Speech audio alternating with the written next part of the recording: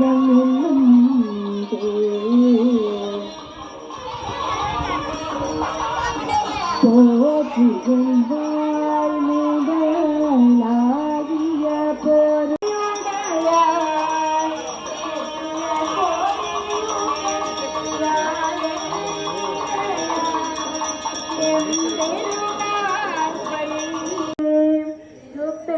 பெருந்துரையுரை சிவபெருமானே அருள் நிதி தர வரும் ஆனந்தமலையே அருள் நிதி தர வரும் ஆனந்தமலையே அலைகடல் பள்ளி எழுந்தருளாயே அலைகடலே பள்ளி எழுந்தருளாயே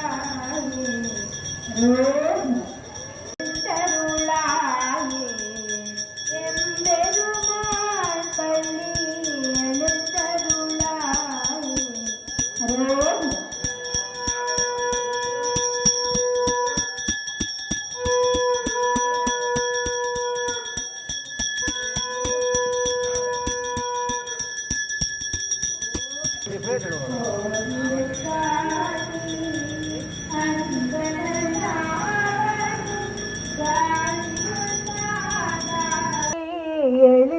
எழுந்தருளாயே எம்பெருமான் பள்ளி எழுந்தருளாயே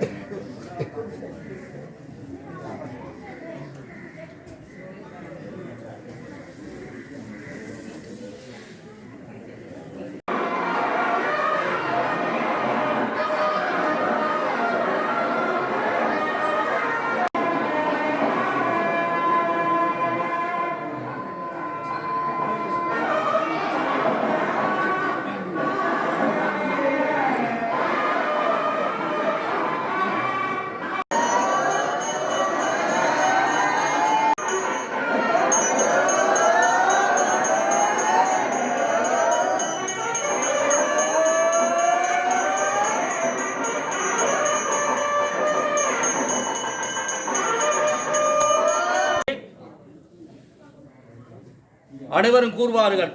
விண்வெளி ஆய்வுகளை செய்து தொலைநோக்கியை கண்டுபிடித்தவர் யாரென்றா அனைவரும் சொல்வார் கலிலோ கலிலி என்று. அந்த கலிலோ கலிலியிடம் ஒரு முறை கேட்டார்களாம், நீ சென்று இந்த தொலைநோக்கியாலும் விண்வெளி ஆய்வுகளை எப்படி செய்தார் என்று. அவர் சொன்னாராம், திருவாசகத்தை பாடினேன், திருவாசகத்திலே திருவண்ட பகுதி என்ற ஒரு பாடல் இருக்கிறது. அந்த பாடலில் விண்வெளி ஆய்வுகளையும் தொலைநோக்கியலையும் மாணிக்க வாசகர் சொல்லிவிட்டார். ஆகவே விஞ்ஞானிகளுக்கும் விஞ்ஞானியாக விளங்கினார் மாணிக்க வாசகர்.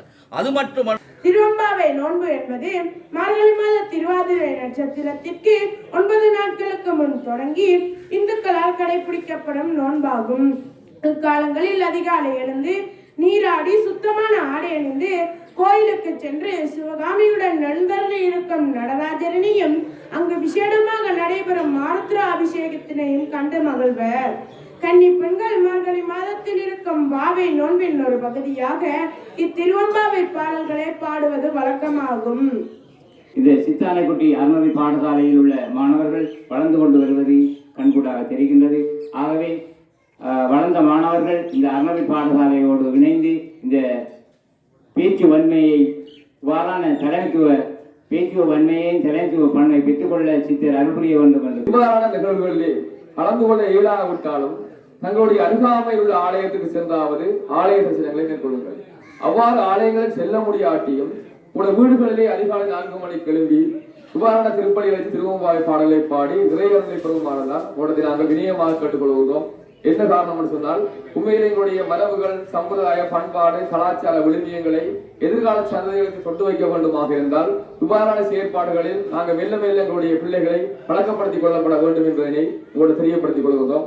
அந்த வகையிலே வருடந்தோறும் இடம்பெறுகின்ற இந்த நிகழ்வுக்கு பூர்ண ஒத்துழைப்பு வழங்குகின்ற ஆலயத்தின் நிர்வாகத்தினருக்கும் அதே போன்று வளமை போன்று இந்த உபயங்களை செய்து வருகின்ற உபயகாரர்களுக்கும் ஒட்டுமொத்தமாக பக்கடியாளர்கள் சார்பிலும் இந்து சமய விருத்தி சார்பாகவும் நன்றிகளை தெரிவித்துக் கொள்கின்றோம்.